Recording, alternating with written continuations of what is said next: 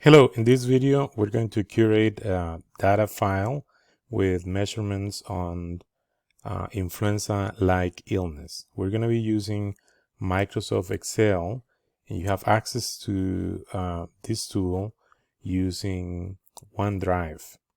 So here is the file with observations that we downloaded from the surveillance website maintained by the Centers for Disease Control and Prevention.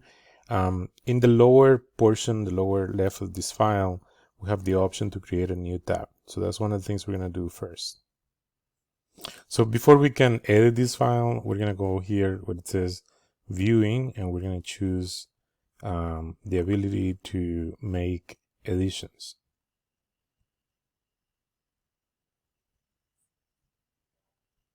So once we choose the option for the file to receive changes, or so we can make the additions that we select, then we see that in the lower part, that plus sign will allow us to create a new sheet.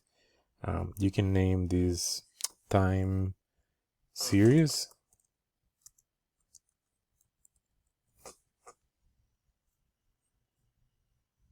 So my demo file here is using the data for the District of Columbia.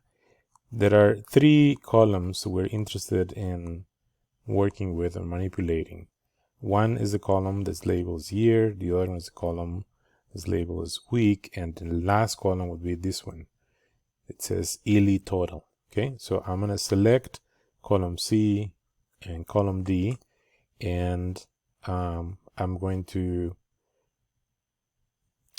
use this option here. There's a drop down menu under the clipboard icon, so I'm gonna copy, and then I take the cursor to the lower part, click on the tab I created, go again to that icon, and then click paste.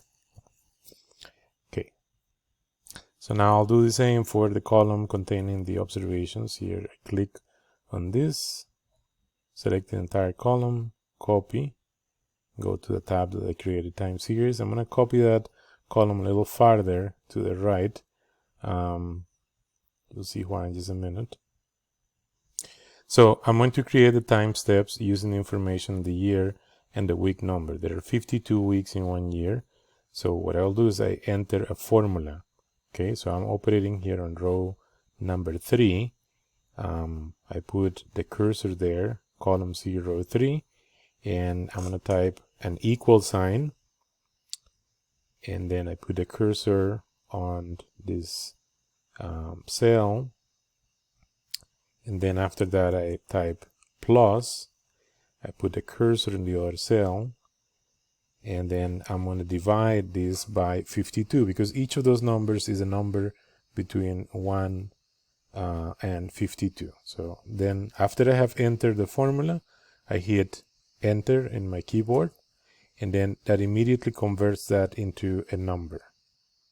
So let me be very clear. I put the cursor there, and you can see where it says on the top f sub x equal, that's the formula.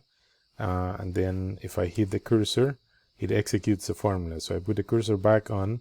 There's like a little square on this lower right corner, and when I put the cursor close to the square, there is a plus or cross symbol that appears.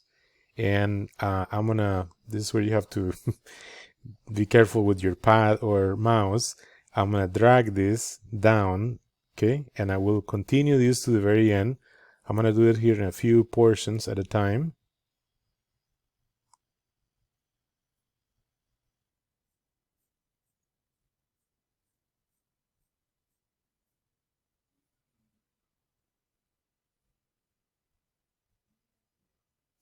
These 2 columns with the time steps and the observations are the columns that we would like to display.